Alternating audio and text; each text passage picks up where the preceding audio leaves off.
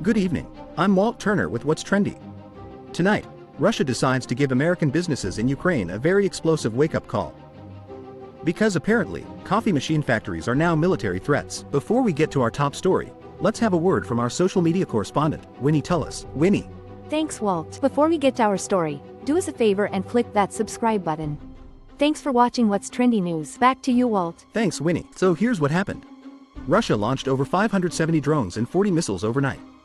Their prime target? A Flex electronics factory in western Ukraine that makes coffee machines. Yes, coffee machines. Clearly a massive threat to national security. The factory, owned by a NASDAQ-listed American company, got hit by 2 cruise missiles at 5 a.m. 15 people were injured, and a third of the plant burned down. The 600 workers on shift had rushed to shelters when air raid sirens went off. Smart move.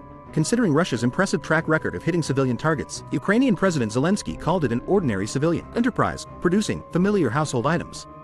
But hey, maybe Putin really hates his morning brew. This comes just days after Trump met with both Zelensky and Putin trying to kickstart peace talks. Apparently, Putin's idea of diplomacy involves more missiles. Who could have seen that coming? Meanwhile, Ukraine still wants NATO membership for real security guarantees.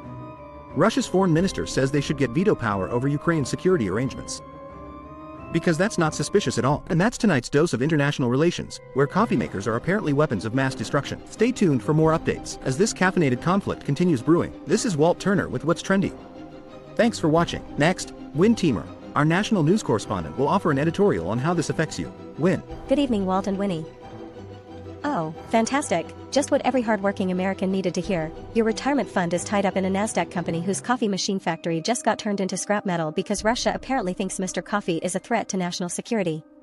So while you're paying $6 for a latte, missiles are turning factories into bonfires, stock prices are tanking, and peace talks are still just code for more explosions tomorrow.